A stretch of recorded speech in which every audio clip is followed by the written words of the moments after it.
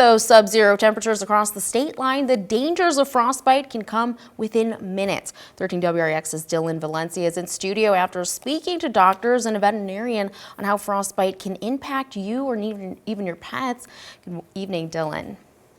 Sam, good evening. Well, when it comes to frostbite, early detection is key, and some people might think to warm up their skin right away, but doing so could bring more harm than good for both you and even your pets.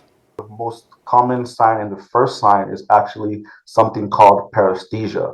That basically means pins and needles, and that's followed by numbness in the affected area. Frostbite, a dangerous injury that could lead to amputation when your body is exposed to freezing temperatures. Blood flow to the extremities is slowed down to support the vital organs. The skin can turn a little bit more white or pale. You can have a flaxy sensation, or the skin can feel a little bit hard even. So these are the early stages, and at this point, if you're outside, you definitely want to go inside and try to warm up a little bit. And if you start getting blistering, and then eventually if the skin turns black, those are the final signs that you should really listen to and seek medical attention. It can occur within 10 minutes.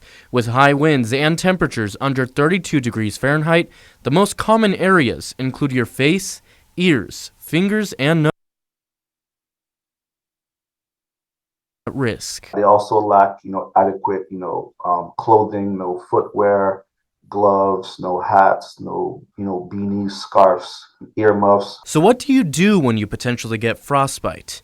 The initial step would be to warm the area, but not in the way you might think. Avoid rubbing it, which actually can worsen the symptoms even more, and try to avoid rewarming with outer source of heat, like a fireplace or a stove, as these may actually result into heat-related injury. So if you have to warm up your hand, try to use your body temperature. So again, if it's your hand, for example, you can put them under your coat or put them under your armpits, and the natural body temperature will kind of slowly warm up. Not only can it affect us, but it can affect our pets too. If it's too cold for you to want to go out with your dog, you shouldn't be leaving your dog out. If you suspect your pet gets frostbite, warm them with a towel, but don't rub, and don't use warm water. Feet, ears, ear tips a lot of time, tail, the things that are farther away from the heart and the major organs.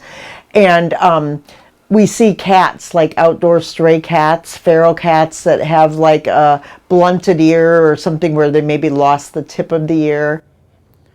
Now, according to doctors, the most important step for frostbite is to not return to the cold temperatures if the affected area isn't fully thawed out yet, and as that could even cause worse damage. Anyone who may be dehydrated or use alcohol or tobacco are at an increased risk of frostbite, and we have more information on this weather-related injury on our website, WREX.com. For now, Sam, I'll send it back over to you.